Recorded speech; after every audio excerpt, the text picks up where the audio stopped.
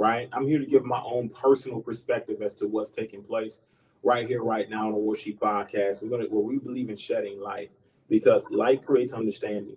Understanding creates love. Love creates patience, and that patience will create unity. So let's get unified in the spirit, y'all. Preaching hate when he says, I'm not going to let the wolf eat me anymore. If the wolf comes in here, next time he comes in here, I'll do whatever I have to do to keep him off my back. Is the sheep violent or is the wolf violent? He wasn't teaching hate, he was teaching common sense. You know, somebody's knocking you over the head, stop them. Do whatever you have to do to stop them. You know, the ones that were knocking him over the head were afraid of the fact that he might swing back. So they said, no, he's teaching hate, he's violent.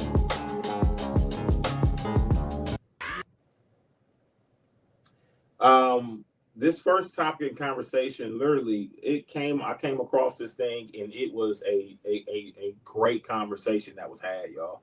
I believe this thing is going to definitely be a blessing to not only just myself, but also to you all as well. Honestly, what is going on currently with the state of mind of our community, the women within the community, right? When I look on here, a lot of times I see what a lot of the melanated women, right, that's in the Hebrew Israelite community and also all throughout the community, okay, they are saying it's almost as though the men in our community do not deserve respect. It's almost as though we don't deserve respect. We don't deserve honor, to be honored. We don't deserve to have or receive any of these things from our women. And I'm not saying all of them, right? Just like when I make these statements, it doesn't apply to you, then if it don't apply, then let it fly, right? Because if it don't apply to you, then I'm not speaking to you, right? Because you don't fit that bill. But the individuals who it do fit, right? The ones who are giving others a bad name, right? Or leaving a bad taste on other people's mouth in regards to the community, in regards to everything that's happening and taking place. We have to be very understanding that the women appear as though a lot of them, not all of them, right? There's a group of them that just don't feel like men deserve respect and honor. And I just really want to shed light on that because it's a mindset. It's a mindset that stems from some of the darkest parts of our history, right? And our culture, where a lot of these women who did not feel that they were adequately protected are provided for, right? And you can definitely say that there's been some influence coming from the intergovernmental system, massive influence, right? Because if you want to have the government benefits, then you need to have a broken home. In order to receive the benefits from the U.S. government, from daddy government, you have to have a broken home. And this is what's encouraged within the communities, right? And it's mostly focused on the Black community or so-called Black community, the melanated community. But that also goes for all communities that wishes to receive any benefits or privileges. They're not exempt from it. If they have to receive it, they're not really exempt from it. But does their culture support it? No. It seems like the melanated community and our culture, right, that we support the disrespect, the dishonor of not only our beautiful women, our melanated women, our queens, but we also support the disrespect and the dishonor of the men in the community. And it seems and appears as though in the Western culture, Western society, in America here, we are the only ones who actually take this position. This is what it really does seem like, right? Whereas where all other cultures, they seem as though as they hold each other's in high regards. They be sure that they don't disrespect or dishonor each other. We're the only ones who are having really strenuous conversations, right, about each other in open format, right, and how bad one another truly is. How ain't nothing men out here in regards to the Black community, and ain't shit women out here, right, in regards to the Black community. Now, that's something that really needs to stop. It's something that really needs to stop, and we need to do better in, because I don't, envy what they're able to do. I personally believe that, you know, it's a form of motivation.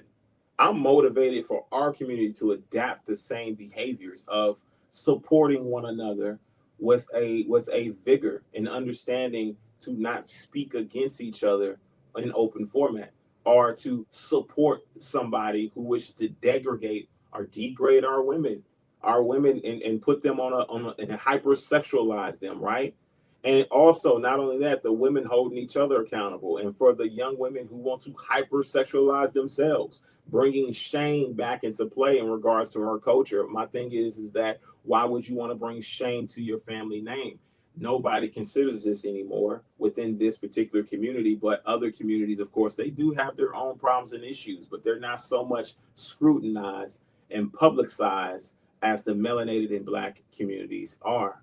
And I can mostly relate to the melanated and Black community because I am melanated. I am a Black man, so-called Black man, right? But I want to shed light on this because I believe, like I said, the conversation was absolutely warranted.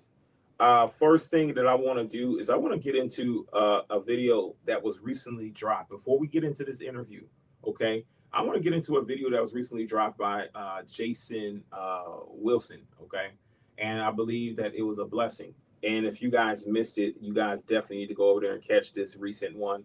Honestly, this one applies to all communities. It's not just melanated communities, because even though they don't publicize a lot of their problems and issues, right?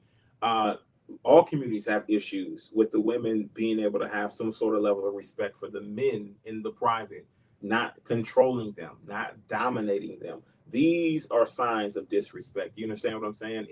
In other communities, you know. And so while all communities have their own personal issues, like I said, Black melanated community is the one that is highly publicized, is most talked about in public format. You understand what I'm saying? Yep, the red pill community. Yep, the red pill community has been infiltrated by upset people. Yeah, and it's a lot going on with the red pill community as well. You know what I'm saying? You spot on with that. I want to go ahead and dive into this real quick because honestly, it's so important, y'all. Man, let's get into this thing. As I let this play, I'm gonna let this play, and I'm gonna see if I can find my charger. Be sure that this laptop don't stop on me, you know, because it'll die in a half a second without a charge. Y'all know how these HPs and things go, right?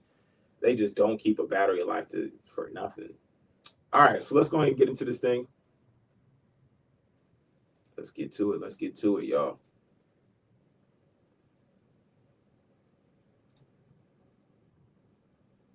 Shalom, my brothers. I truly pray all is well with you and your families. Today, I want to address something that corrodes the very foundation of countless homes: disrespect from the woman a man loves. For years, we've been told that women need love and men need respect, as if the Creator Most High divided these essentials between genders. That's complete nonsense.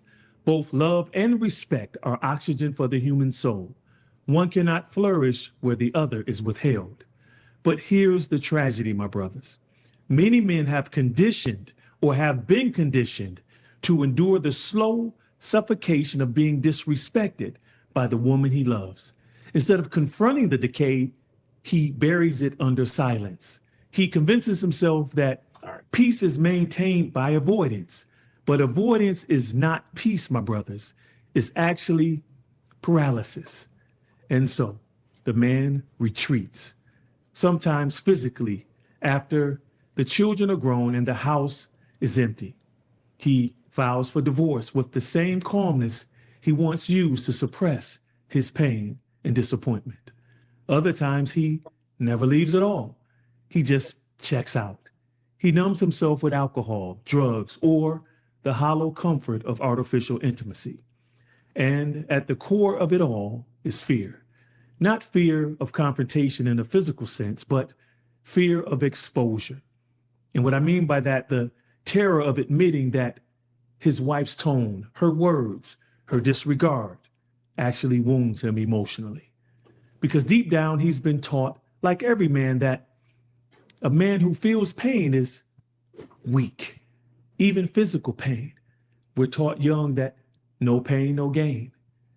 But somewhere inside of us, we know that's a lie. We see it play out in sports. If your star athlete or just say quarterback tears his ACL, you don't throw him back in the game. You take him out of the game until he can rehab. But for some reason, we've allowed this world to define us as men. And as a result, many of us have lost our lives. But the truth is, my brothers, it's that this stoicism or this silence doesn't make you strong. It actually makes you disappear. A man must learn to speak, not with aggression, but with assertiveness and authority. Not with pride, but with presence. Because until you confront the disrespect that devalues you, you'll keep living beneath the weight of what you refuse to face. And what makes it all worse is the misleading mantras you've been conditioned your whole life to believe. Never let her see you sweat. Happy wife, happy life. That's the classic. Or the one that we often miss, but subconsciously hits us, is when we hear our wives or the woman in our lives referred to as the better half. Men, you've been sold mantras that sound noble, but are actually poison because they make you believe your thoughts and your feelings don't matter in marriage or a relationship. And if you believe that long enough, you will start living like it. The Bible says there's nothing worse than living in a house with a contentious woman. And I like to add, there's nothing worse than having to check your heart out of the home you live in. That slow emotional withdrawal, that quiet erosion of connection happens when a woman's dominance or disrespect become the atmosphere of your home. And a man convinces himself that it's just not worth the fight to confront that behavior. Well, my brothers, you have to understand that peace is not the absence of conflict. That's actually passivity. Solitude in your home comes from addressing what needs to be addressed so that resentment doesn't become the new foundation of your relationship. I can't count many times that Nicole and I would have conflict, and it's because I was offended or she was offended by something we either said, but we chose to stop sweeping our issues under the rug, to confront things head on. And as a man, I can't tolerate disrespect, especially from the ones that I love. And what honor is it to have respect outside of your home, but when you come home, you feel disrespected and even dishonored? This is why it's imperative as men that we speak up when we feel disrespected. And here are 8 action steps you can take to resolve disrespect from your wife or the woman in your life. And this also can apply to your own children in your home. Action step number 1, decide if it's worth the fight. When I say fight, I'm not talking about shouting matches or physical altercations. I'm talking about the willingness to engage, to confront, or even when you know your wife may get upset, even cry, or react strongly, you still speak the issue. You can't continue, my brother, to allow the fear of her reaction keep you from having the conversation. But before you step into this, you need to decide, is this relationship worth the effort? Now, if you're married, it's definitely worth it. If you're not married, you need to examine and really think through, is this relationship worth saving, or is all of this conflict actually a sign from the Most High that I need to escape this before I can commit to something that could be detrimental to my life and, more importantly, His will for my life? If the answer is yes, that it is worth it, and you want to give it another honest try, then it's time for you to take this next step. Action step number 2, deal with you. Before you point the finger, my brother, you have to turn the hand around. Ask yourself, why did I let this go on for so long? What caused you, my brother, to sweep so many issues under the relationship rug?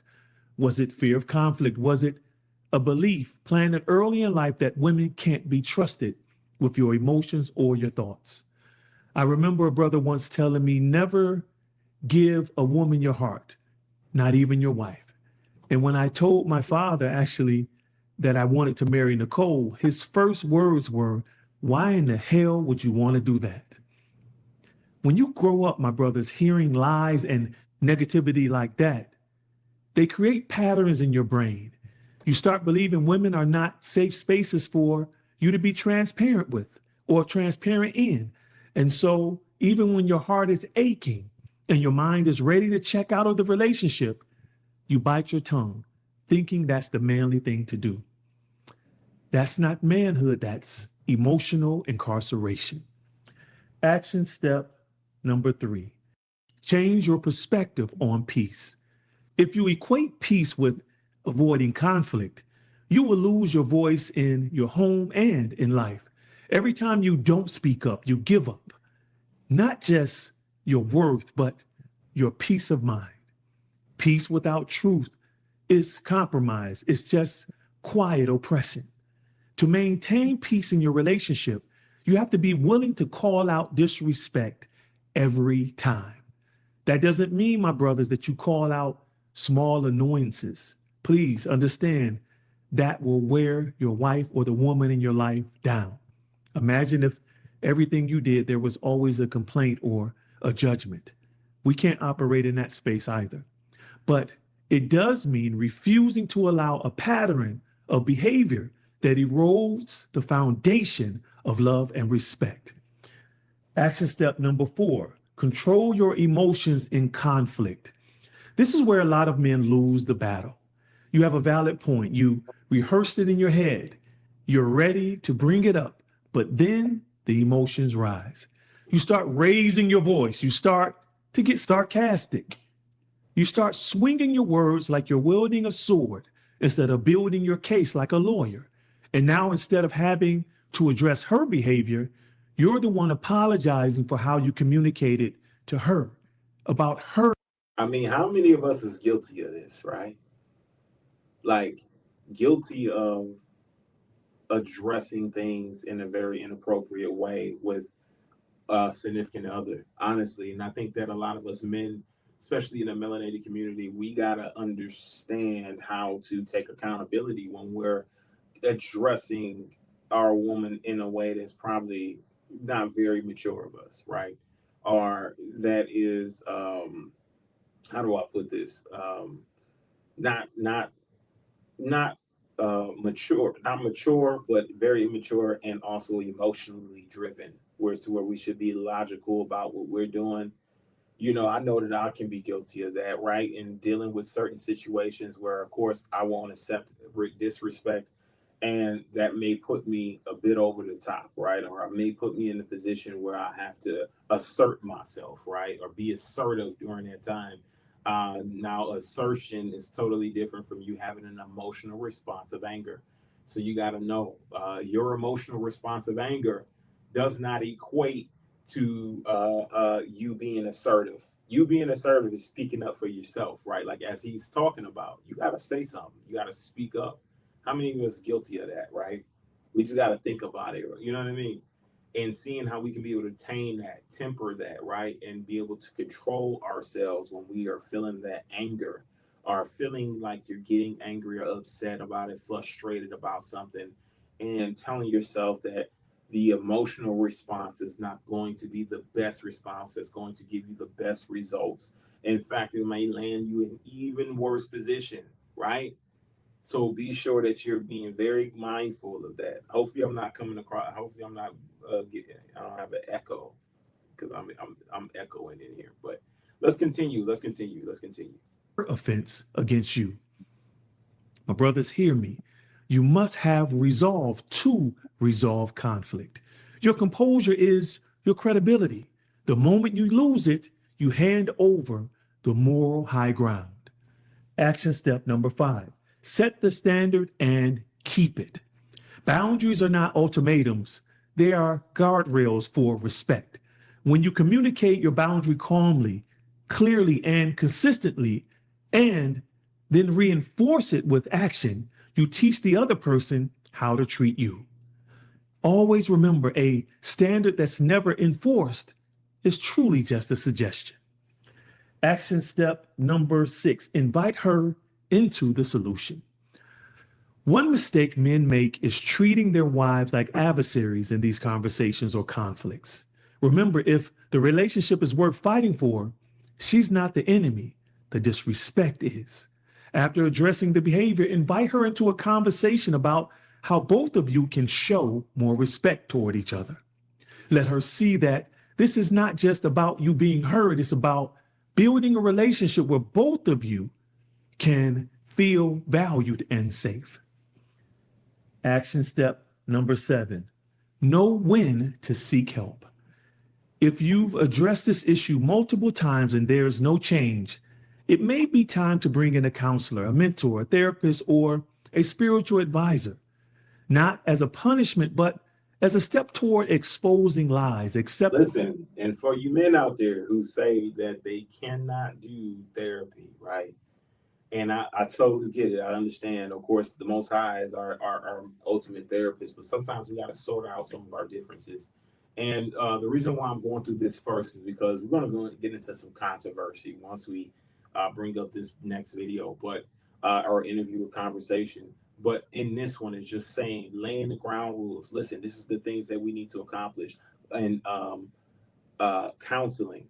When I first heard about counseling, in regards to talking about the issues and are any problems or issues or differences within the relationship.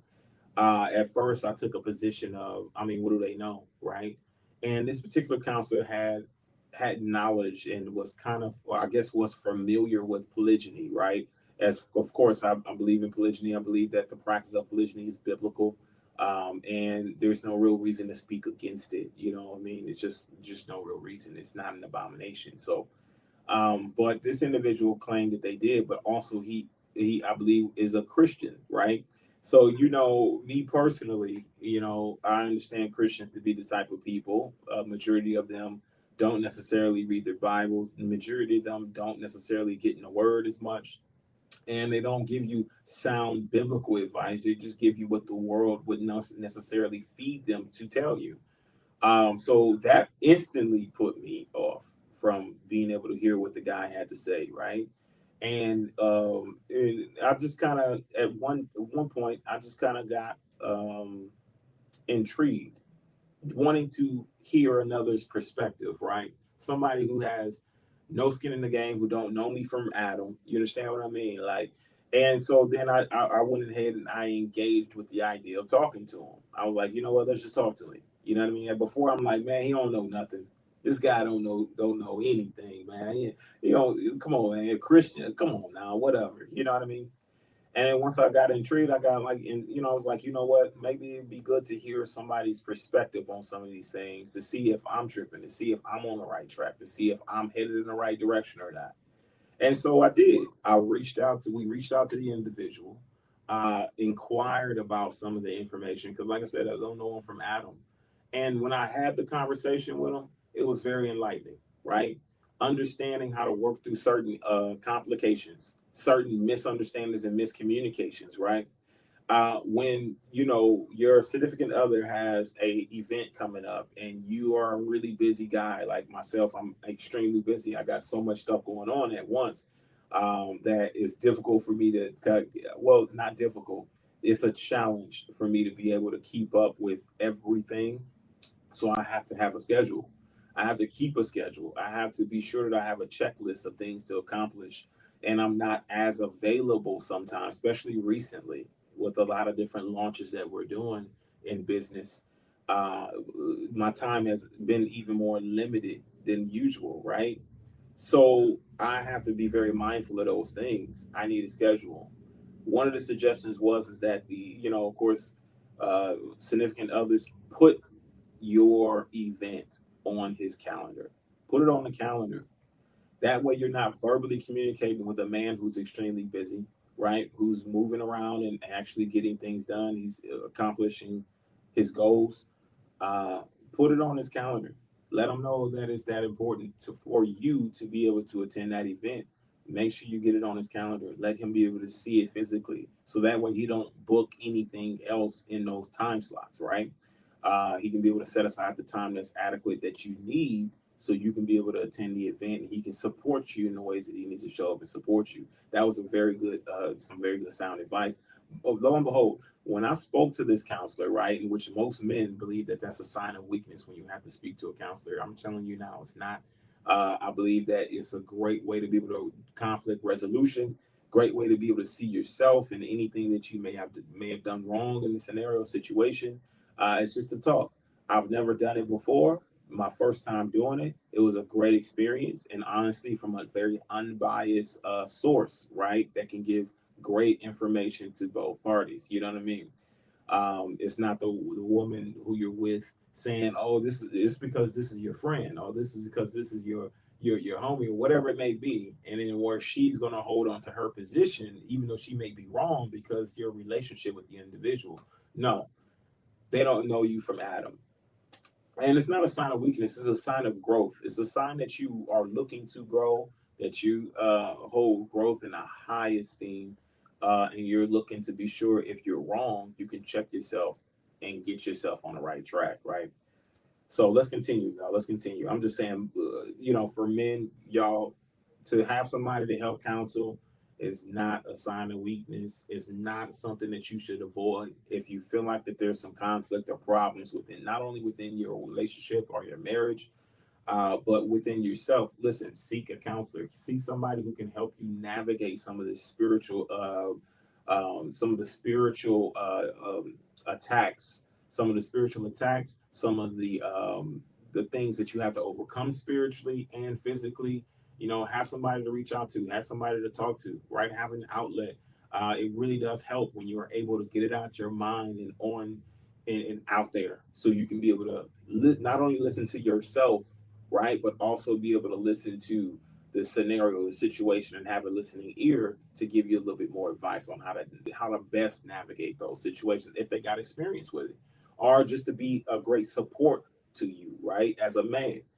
There's a reason why we have a high self-deletion rate, and especially in Western culture, Western society. There's a real reason why, because men are taught to suppress their emotions, to hide them, to conceal them, to bury them, and it's a sign of ultimate weakness when you are not doing it and operating on that level.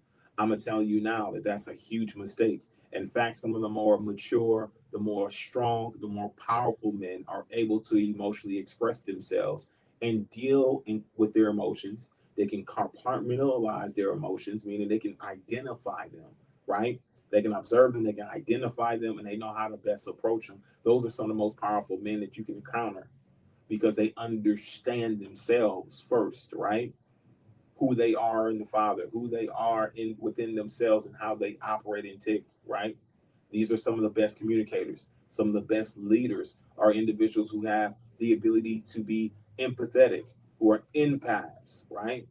So we have to understand that these things that society has taught us that is weak amongst men are not weak. They're actually is what makes you strong, is what makes you powerful.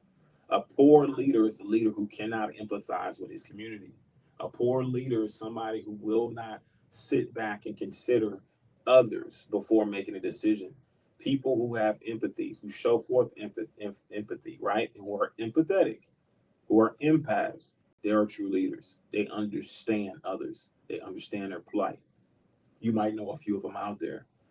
A lot of them believe that empaths or being an empath is weakness. It's not. That's the conversation you got to have with those individuals who are empaths, right? Understanding how to regulate them, understanding how to compartmentalize the emotion and control and tame it. That is the goal. That is the burden for an empath, is to be sure that that level of understanding of others don't consume you, meaning it's not going to leave you depressed to where you don't want to do anything in life but self-delete. You got to learn how to understand that gift. This is a gift from the Most High, right? To be able to understand others and empathize with them in their position. So let's continue. Let's continue, y'all. Truth and fostering healing. Sometimes the behavioral patterns go too deep for the two of you to work through them alone. And action step number 8, don't go to Delilah. When a man is disrespected long enough in his own home, frustration starts whispering to him. That whisper sounds like, find someone who will listen to you, bro. Find someone who will understand. You know who she is, dog. Go ahead and holler at her. All right. So we're gonna give it a few minutes. We're gonna finish that up here in a minute. But based on what we've got so far, right?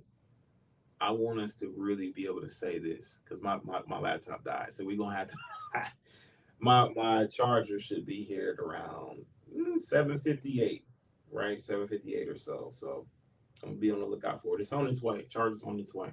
And we'll get the laptop back up. But I want us to identify these things. Because like I said before, shout out to Pastor Rufus, the Honorable Pastor Rufus in the house. Bless you. Welcome in. Good to see you in this thing. And Brother Mega, my brother, welcome in. Good to see you in this thing. What's up? What's up? Let's get into the chat real quick. Man, these HP laptops don't last at all when they're not on the charger full time.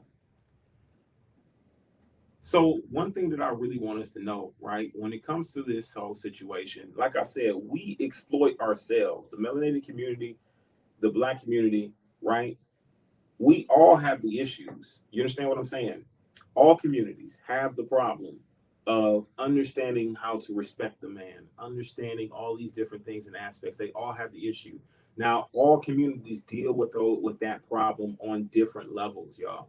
They all deal with it on different levels. If you go into a more Muslim community, listen, they know the women understand that they cannot bring shame to their family's name. And that's why I say that we have to bring shame back into our communities. We have to bring shame. You get what I'm saying? This whole slut shaming walk, right? That was led by Amber Rose, somebody who was now leaning far right, somebody now who supports Donald Trump, somebody now who supports more of a conservative movement, is done a great number of damage, and she's not even really a part of the community on that level, right? You know, she's influenced the community in this slut walk, this slut shame, this slut walk, right? And trying to normalize being sexually promiscuous. You know what I mean? And it's mostly targeting the Black community because that's who she is associated with. She's not associated with any other group, any other sect, any other community outside of the Black community. Now she's trying to rebrand and get a different image now, right? Logic 1911, welcome in, brother Angelo. Welcome in. Good to see you in this thing. Now she's trying to create herself a new image, okay, y'all. And now she's done the damage, and now she's full mega, right? She's a part of the mega movement, which I don't have any issues with the mega movement, other than being sure that you hold Donald Trump accountable for what he promised he'd get done. That's the only thing that I would say. You need to hold him accountable. You need to be sure that you guys are doing accountability over there in that group. But she's trying to rebrand herself now. She's trying to enter in more political spaces, and I don't know what it is with individuals like Amber Rose and Kanye West and things like that who I guess they're inspired by Donald Trump because he's more in the entertainment industry, more in the entertainment world, but he's a businessman and he was able to become president of the United States. So they may be feeling encouraged to be able to enter into a political arena. But I'm just like, yo, y'all need to stick to what you're good at. Go entertain people. Same thing with Kim Kardashian, right? Who's trying to enter into a political realm. No, you stick to what you're good at, right? That's BBLs. That's entertainment. That's keeping up with the Kardashians. With of course, who really keeps up with them, right? This is what this is. You stick to that, right? Business deals, whatever it may be, right? When it comes to certain brands like Adidas and things like that, stick to those things. Politics is not your thing. Stay out of politics. Same thing with Amber Rose, switching over, trying to be more political based, right? Amber Rose, who did the whole slut walk, she normalized or brought normality to being a promiscuous individual, and that's honestly the best way I can put it. And it's done a lot of damage to the community because we got to bring shame back into our homes, right? So y'all let me know what y'all think. Is it imperative? Am I because my thing is this, right? That's what I'm observing, that's what I'm identifying, is that there's a level of these communities being shameless, honestly, having no shame in their game, right? And it's mostly got to be instilled into the women because they're the ones who's going to carry the torch. Now, when a woman respects the men in their culture, they are respecting the men and they're representing on a whole nother level, right? Um, and they're representing on another level. Absolutely. Um, okay, so we back. Let me go ahead and get my share my screen. Here we go. All right. Whew. I had to think quickly. Okay. All right, let's get back to it, y'all. Is interested in hearing everything you got to say. This is exactly where Samson failed, my brothers. In Judges chapter 16, it tells us that Samson gave Delilah access to the deepest parts of his heart. And once she had that access, she weaponized it against him. It cost him his strength, his freedom, and eventually his life. Today, far too many men do the same thing emotionally. When men feel unseen by their wives, they open up to another woman, a co-worker. She could be a friend. And actually, I don't even really believe in that concept unless your wife approves of her. She could also be someone online that you just communicate with, maybe via direct messages. But you have to be very careful because Satan appears as an angel of light, as it is written, but we know he is not. She seems to understand, she seems to care. Sometimes she may even seem like she's a Christian. But that right there, my brother, should expose her if you're a married man. And here's also the problem. I actually think this is the problem that many men get tripped up on. This woman is not committed to protecting you. She's not your shield. In fact, she might be the one holding the dagger. So be very careful. Boy. I strongly suggest avoid her counsel altogether. And if you need to talk to someone besides a therapist, counselor, pastor, call on one of your friends, your brothers, someone who you know will give you their ear as you have given yours to them many times. And close. Now that's coming from a man who's been married for years, right? He said that you probably shouldn't go seeking her advice. You should probably lean on some of your brothers, right? Some of the individuals you trust rather than leaning on her.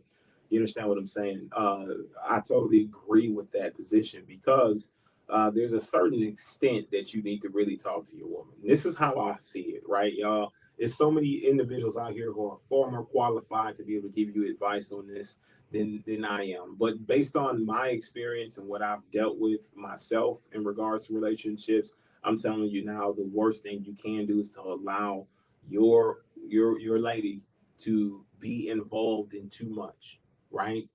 You can't allow her to be involved in everything you got going on. Yeah, that's your confidant. That is just somebody you confide in. That's somebody that you know you get. But letting her know everything, like he said with Samson, a situation with Delilah. Listen, it was a bad situation. You gotta consider that, right? You gotta consider it. You understand what I'm saying? So I think he raised a very controversial but also great points. I say it's controversial because women ain't gonna like that. Women ain't gonna like that you telling a man not to talk to them and tell them about all of these problems and concerns that they have and things like that. Where women just aren't really able to handle it as much as men can, right? Sometimes they can't handle it, might be too much of a burden overload for them.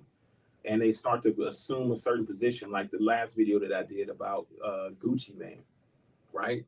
Whereas to where he has his wife who is saying that she is stronger than him, right? So, now she's dominating him, she's ruling over him, right? And the only thing he's good for is a money bag, and that's about it. To get the bag, and that's it. and to build her reputation, her brand, and to get her out into the forefront. She's using him for clout, whatever it may be. But this is what it results to when you start to rely on her too much instead of relying on your brother or relying on your father, relying on your pastor, relying on your on a male counselor that you are trusting, right? That you trust, that he gives you great advice. You know, this is the result of it. You know, a woman will assume a position of authority. She will rule over you if you give her the opportunity to. If you give her a chance to, she will dominate you. And then guess what? She will dominate you and she won't even care about the repercussions of her actions, right? Because she's going to dominate you. She's going to go off and do whatever she wants to do.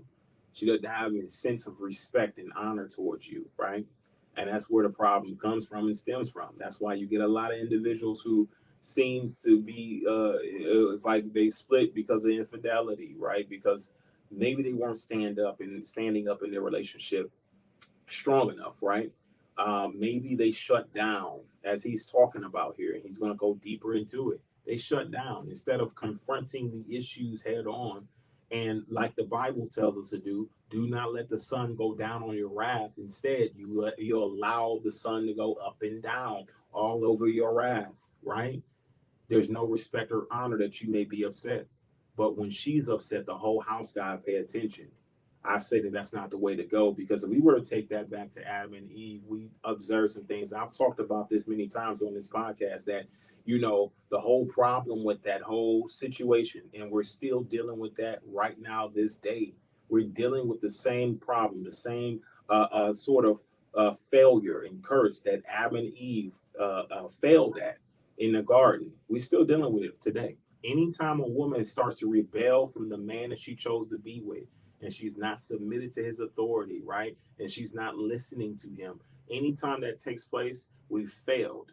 We've now reperformed the Adam and Eve situation, the Adam and Eve curse, right? Because the woman during that time, she did not obey. She was not following what was supposed to take place, right? It wasn't in task to her. It wasn't her thing to carry out. But she saw something as being good, which was the forbidden tree, the forbidden fruit. She thought it was good. Her emotions made a determination that changed the whole lifestyle, right? To now we know, to life as we know it now. But the Most High didn't say that it would end with Adam and Eve. He said that that serpent would continue to bite at the heels of Adam, and that serpent would continue to do so, right? And it'll be an ongoing feud and battle. Every single time your wife or the woman who you're with, every time she rebels, every time she does not listen, every time that she goes based on her emotions and operates based on her emotions, she is performing that curse of Eve. You understand? She's performing, she's acting it out, she's walking it out. It's still the same thing. The serpent is who's beguiling her to operate outside of what the Bible would instruct her to do as a woman. When she's operating outside of that, knowing that it may be wrong, knowing that it may not feel right, right, for her to take the position that she's in, when she's operating outside of that, she is being beguiled by the serpent. The serpent is convincing her to perform outside of what the Most High would will for her to be, right? So we're experiencing the same thing. The Adam and Eve curses are happening all over again once we have women that are rebelling, that are not submitting to the man's authority, when they're calling us toxic masculinity, when they're trying to put down the masculine features of a man and trying to infeminize us. These are things that are taking place that honestly come from that stem from that, because that's only the serpent that's beguiling Eve to want to take that type of position against the man, which is, of course, Adam. Now, of course, you know, her emotions, her feelings, she thought the fruit was good. That is what took place.